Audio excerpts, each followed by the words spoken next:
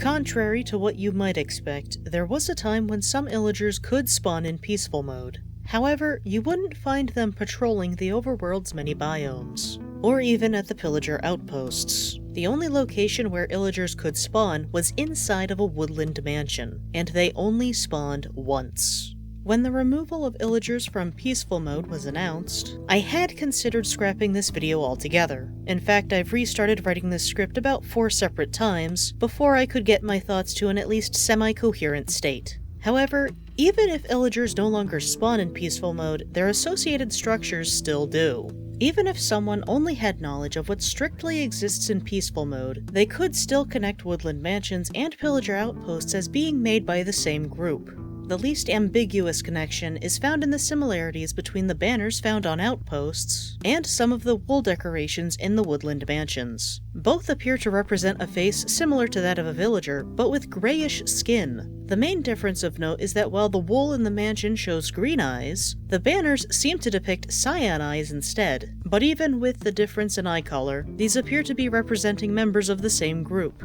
proving these structures are related. Both structures also feature captured Allays, but we'll come back to that later. Of course, neither of these similarities are likely to be the first thing you notice that both mansions and outposts have in common. Both structures prominently feature dark oak, a building material not seen in many other structures. And while woodland mansions are supposed to mainly generate in roofed forests where there is an abundance of dark oak, outposts can spawn pretty much anywhere in the overworld regardless of how close the nearest supply of dark oak is. Perhaps this indicates that the pillagers greatly valued dark oak and took it with them wherever they went. Or maybe they over-harvested dark oak trees and that is why it is now only found in roofed forests. Either way, it seems that any time we see dark oak, we should look for some connection to the Illagers, especially if the dark oak is unexpected. While outposts can spawn practically anywhere on the overworld's surface, mineshafts can generate practically anywhere under the surface. But while most mineshafts feature oak planks and fences, mineshafts, which happen to be under Badlands biomes, use dark oak instead. This especially doesn't make sense when you consider the fact that in wooded Badlands, which is the only form of Badlands that has trees which could thus serve as a local source of wood for use in those mines, only has oak trees and not dark oak. So this dark oak is especially conspicuous. What would make the Badlands special to the Illagers? Badlands are notorious for being excellent places to find gold, as there is more gold that generates in that biome. Why would the Illagers want gold? It's no coincidence that I'm talking about Illagers right after talking about Piglins. There are certain things about one that remind me of the other, like their choice of weapons and the fact that neither are on great terms with iron golems. And before I go any further, in case there happen to be any Mojang employees watching this video, please don't use this as a reason to remove Piglins from peaceful mode. I like seeing Piglins, and even Piglin brutes, wandering around Bastion remnants as I walk past them in the Nether. And while it can be a bit annoying for Piglin groups to spawn in the netherite mines I end up making, I like the fact that I'm not completely alone in the Nether anymore. I remember what the peaceful mode Nether was like before 1.16. Please don't send me back there. Anyway, one possibility for why mineshafts and Badlands biomes use dark oak is that the Illagers were mining gold to trade with the Piglins. Why do I think the Illagers had contact with the Piglins? An obvious answer is Minecraft Legends. For transparency's sake, I haven't played that game because real-time strategy isn't really my cup of tea. Besides, anything we could glean from that game is suspect, since the developers have made it clear that Legends makes use of an unreliable narrator. So it's a good idea to treat anything lore-related with a healthy dose of skepticism. Regardless, while I haven't played that game, there are 2 points I've learned about its lore that have a bearing on what I want to discuss. 1, the claim Piglins invaded the overworld, and 2, that pillagers are former villagers who at some point fought against the Piglins. The clumps of netherrack below ruined portals seem to at least back up the idea that the Piglins came to the overworld. What I don't buy is that they were the initial aggressors.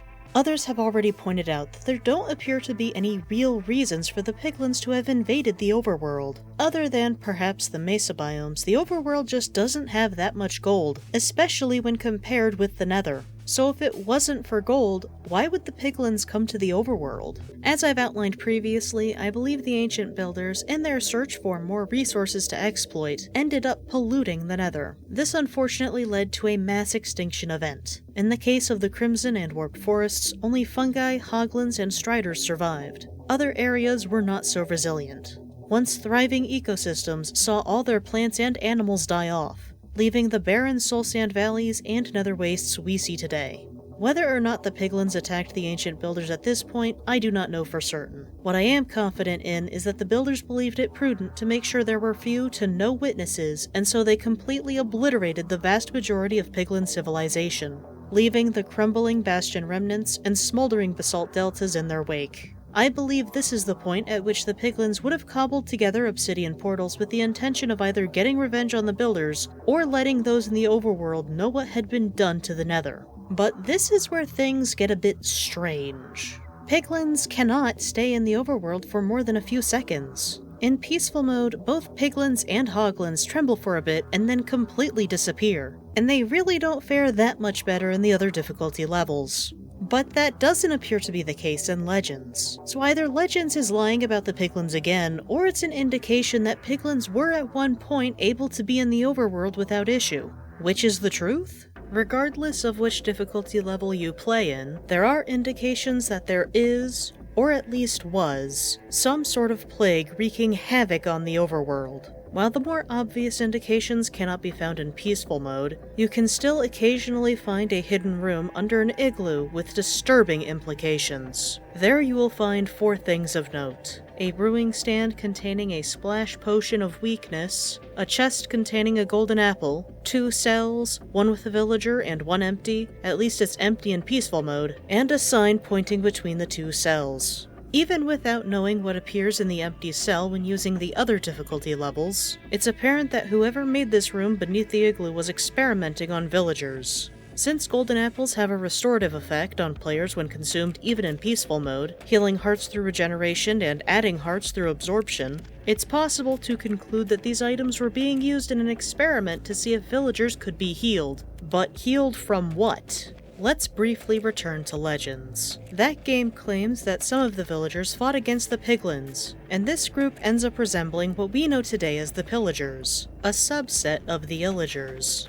Given that Piglins and Illagers use the same weapons, namely crossbows and axes, it makes sense they fought around the same time, and that Pillagers were not the only Illagers to be involved in the fight against the Piglins. And given what we see in woodland mansions, it is also reasonable to conclude that the Illagers had at least some knowledge of the ancient builders' activities. There's a good chance you've already seen the game theory video about the Illagers being a cargo cult, trying to get the ancient builders to return, which I agree with mostly. Even if we ignore the fact that Illagers are always hostile to the player in every difficulty level except peaceful, the way the fake end portal is constructed indicates the Illagers want to harm the ancient builders, or at the very least, people who are like them, such as the player. In addition to the green and orange wool which mimic the end portal, and its accompanying lava pool, there is a chest sandwiched between 2 blocks of TNT. But this chest is a trapped chest, so anyone who opens it is in for a profoundly unpleasant surprise. Since so many of the other structures associated with the ancient builders have chests containing valuable items, isn't it reasonable to think this trapped chest is meant to serve as some sort of bait? But I struggle to think of how the Illagers could have gained so much knowledge about the ancient builders and their activities if they were always hostile to them. So there must have been a time when they at least cooperated with each other. The apparent war with the Piglins seems the most likely time.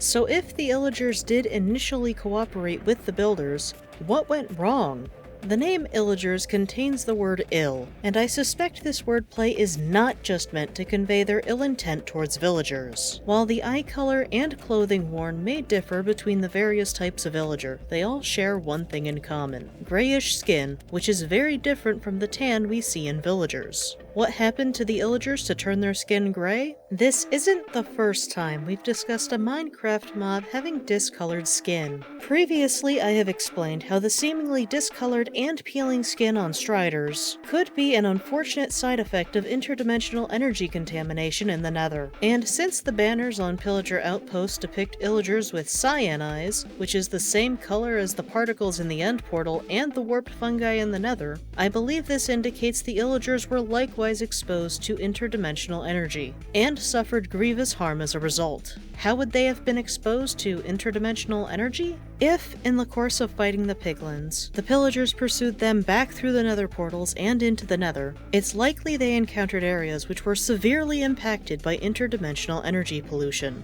especially the warped forests and the soul sand valleys. Even with their reduced numbers, the Piglins would have had a sort of home field advantage by virtue of the fighting being back in the Nether. Given that Piglins mostly stay out of warped forests and soul sand valleys, the Pillagers may have believed it advantageous to stick to those biomes in spite of the pollution. Of course, if interdimensional energy exposure causes side effects similar to radiation poisoning, staying in these polluted areas would, in time, lead to serious illness. Isn't it interesting that there are no baby Illagers? And don't tell me it's because Mojang doesn't want you to fight babies. I know that baby Piglins aren't peaceful in the other difficulty levels, not to mention the other baby versions of hostile mobs. Radiation can make people sterile, so did interdimensional energy exposure make the Illagers sterile? In addition to explaining why there are no baby Illagers, this could have also explained why Illagers did not respawn in the woodland mansions in peaceful mode despite previously generating with the structure. Of course, now that Illagers no longer spawn in peaceful at all, that last point doesn't seem quite as relevant.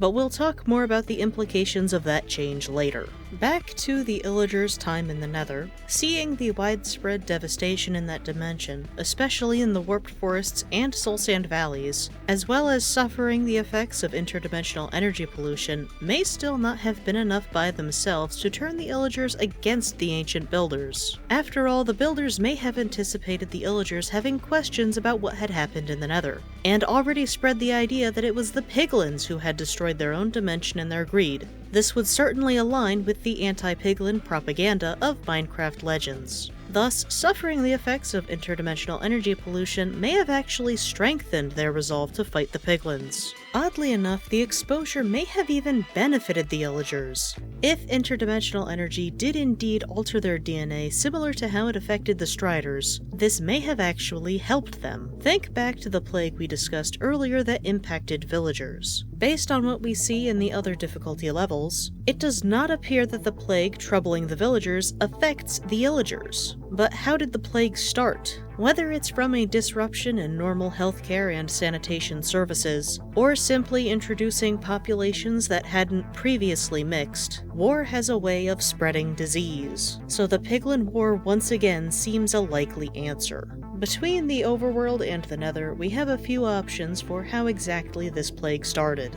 The Nether is very hot, so it's likely any diseases from the overworld would not last long in that dimension. However, while the Piglins were in the overworld, their immune systems might not have been able to handle these novel pathogens. That would explain why Piglins are unable to stay in the overworld. However, it doesn't explain why villagers were also in need of a cure, since it doesn't appear that Piglins can host the disease long enough for it to mutate and thus change enough to be a problem for villagers. However, if a disease from the Nether followed the Piglins or even the Illagers to the overworld and made the villagers sick, it could have mutated inside the villagers and then became a problem for the Piglins as well. There is also the possibility that the builders, with their advanced technology, experimented with making a disease more dangerous to the Piglins, with the intention of halting their advances into the overworld. Of course, since this disease was now stronger, it greatly impacted the villagers as well. But the start of the plague isn't as crucial as the builders' response. As seen in the igloos, they made efforts to cure the villagers and evidently had a measure of success. However, curing the villagers may have led to a much more difficult problem. The article entitled Meet the Pillagers indicates the pillagers, and perhaps by extension all Illagers, are jealous of the villagers. And while the article does specify that they are jealous of the villagers' lifestyle, that's still a pretty open-ended explanation, so I'm inclined to believe there is at least a bit of truth to this. But why would the Illagers be jealous of the villagers? Is it really as simple as the pillagers being upset about having to fight against the Piglins and go into the Nether, while the villagers got to stay home in the overworld protected by the iron golems? It could be part of the problem, but I don't think it's the whole story. While we can find the hidden rooms under igloos as evidence the builders cared about curing the villagers, we do not find such evidence of them trying to cure the pillagers from the effects of interdimensional energy exposure. Are the pillagers, and thus all Illagers, jealous because the builders made attempts to cure the villagers of the plague, but not the Illagers of their sickness? How would you feel if you sacrificed your safety, time, and health to fight against the Piglins to save the overworld, just to have the builders work to heal the villagers who didn't fight the Piglins and not you? And so, even if the Illagers did eventually realize the Piglins were not the enemies they once thought they were, I believe this clear favoritism is what pushed the Illagers over the edge and caused them to turn against the ancient builders. Is this the point at which they started mining gold to give to the Piglins in the hopes of forming an alliance? This would explain why Illagers attack villagers and the player, as well as why it appears Illagers and Piglins do not attack each other unless provoked by one accidentally shooting the other. But then, why do Piglins not attack villagers? In fact, villagers are not scared of Piglins. The only indication that there is any sort of conflict is that an iron golem will attack Piglins and brutes, prompting the Piglins to retaliate. Villagers may no longer see Piglins as a threat since they were defeated, and with the ongoing plague, there's no way for them to stay in the overworld anyway. But what about the Piglins? I believe it's important to note that there are two types of Piglins. What I will call the normal Piglins, since they are only referred to as Piglins in the game files, which exist in both adult and baby forms in all the biomes and structures where Piglins can spawn, and Piglin brutes, which are only found as adults and only generate once at Bastion Remnants. Does that sound familiar? Only generating once at a certain structure and only as adult mobs is something that applies to both Piglin brutes and Illagers, at least for the time that they could spawn at woodland mansions in peaceful mode. And since we're back on the topic of changes affecting mob spawning again, please don't remove Piglin brutes from peaceful mode. It seems that there is a trend of removing features from Bedrock for parity's sake, and it has not escaped my notice that Piglin brutes do not spawn in peaceful mode on Java. Please don't take Peggy, Lynn, and Jeff away from me, and more generally, again, please don't remove normal Piglins from peaceful mode. I really do not want to be alone in the Nether again. I mean, I'd still have Striders and Hoglins, but it's not the same.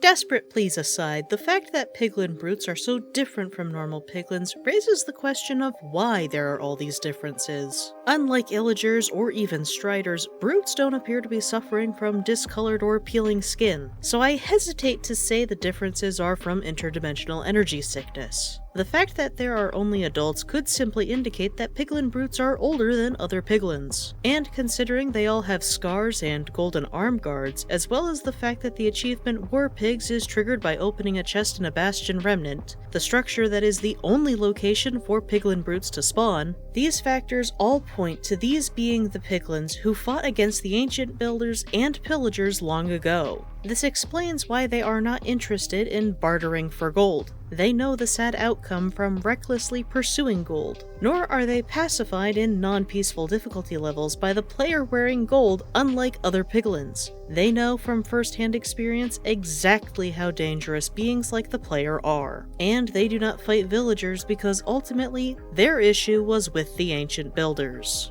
As for the normal Piglins, they may be descendants of the Piglin brutes, or at least younger Piglins that maybe didn't directly fight in the war. It is a bit odd that baby Piglins do not grow up into adult Piglins, but this could simply indicate that Piglins age at a much slower rate compared to other Minecraft mobs, perhaps as a result of a longer lifespan.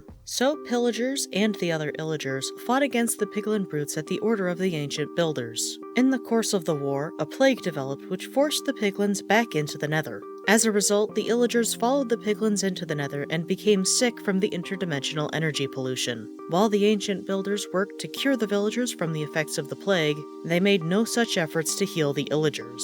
This betrayal led the Illagers to turn on the ancient builders and cease fighting the Piglins, possibly joining forces with their former enemies. Meanwhile, the remaining Piglins were too few to completely restore their civilization, but they were able to resume living in their communities in the Bastion remnants. While the ancient builders had succeeded in getting the Piglins out of the overworld, they now had a plague to contend with, as well as the Illagers who wanted revenge. While you can find captured iron golems at pillager outposts, indicating the Illagers successfully attacked villagers, you can also find another captured mob at both pillager outposts and woodland mansions: Allays. What is an Allay? With its cyan color, you would be right in guessing that I believe it has some tie to interdimensional energy. It's also noteworthy that it can be found captured at pillager outposts along with iron golems. Why are they not held exclusively at woodland mansions, where they could be examined by Illagers who may have a particular interest in a hostile mob very similar to Allays? I believe this indicates that Allays are also a type of golem. More specifically, they are some form of diamond golem.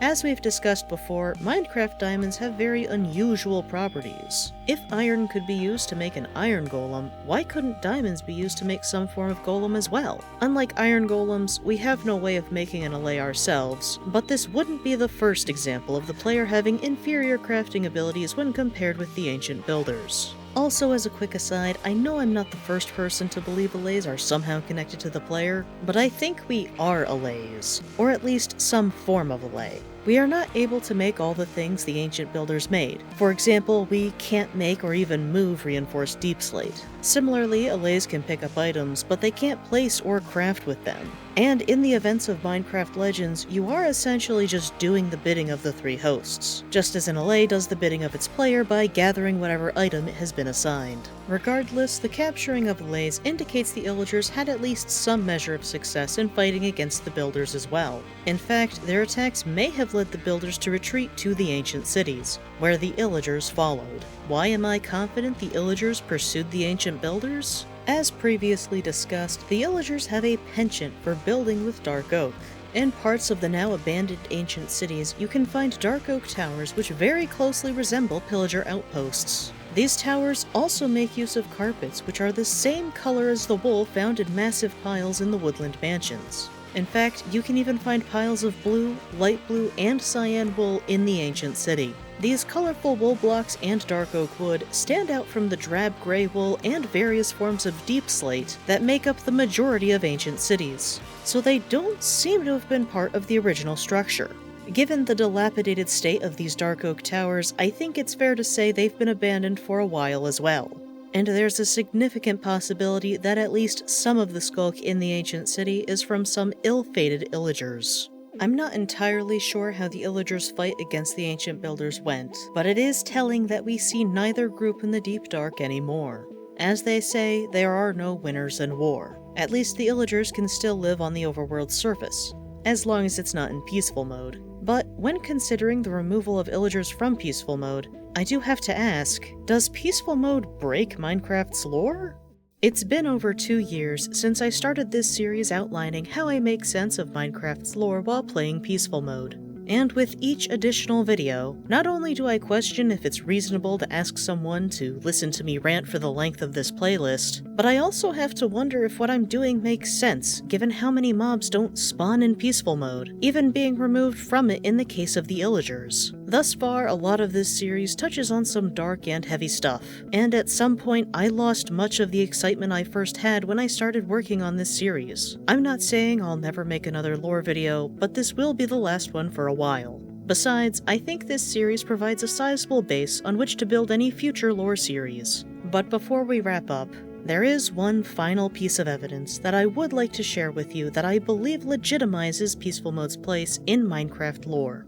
I've talked a lot about the huge fungi of the Nether, including the fact that neither crimson nor warped fungi grow into huge fungi without intervention in the form of bone meal being applied to them. which I believe is evidence that points to those fungi forests being at least a little artificial, as well as the role they played in trying to mitigate the harm caused by mining pollution. However, the Nether isn't the only dimension with huge fungi. Huge fungi can also be found in the overworld in 3 biomes: the swamp, the roofed forests, where woodland mansions can be found, and lastly, and most significantly, mushroom fields.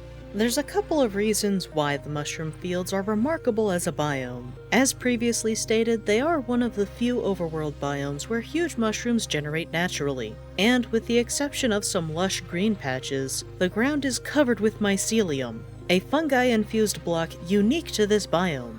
It is very similar to crimson and warped nylium in that respect. And again, similar to both crimson and warped fungi, neither red nor brown mushrooms can grow into huge fungi unless they are grown with bone meal. While this could simply indicate that fungi do not typically grow into huge fungi at a time scale we can directly observe, this could mean that the huge mushrooms were put in place on purpose. By whom? As much as I have criticized the ancient builders for their apparent recklessness in extracting resources, it is possible they did try to remedy at least some of the pollution they caused in the overworld. As previously discussed, 2 articles on Minecraft's website highlight that mushrooms can be used to mitigate pollution. And since those 2 articles are related to the Nether, I believe the forests of huge nether fungi were used to clean up some of the pollution from the Piglins' netherite mining. It seems reasonable to me to conclude that mushrooms were used for a similar purpose in the mushroom fields. However, there's something else that makes mushroom fields unique from all other overworld biomes. No hostile mobs can spawn here in any difficulty level. In that way, mushroom fields do what peaceful mode does. Incidentally, if getting rid of pollution means there are no more hostile mobs, then peaceful mode could represent a point where the overworld is less polluted. But what sort of pollution are we talking about? Given that Illagers no longer exist in peaceful mode at all, and they were significantly poisoned by interdimensional energy exposure themselves, this could indicate that there is less of that type of pollution. And given how many theories exist about certain hostile mobs being made by the ancient builders, those hostile mobs may be powered by, or at the very least influenced by, that very same interdimensional energy.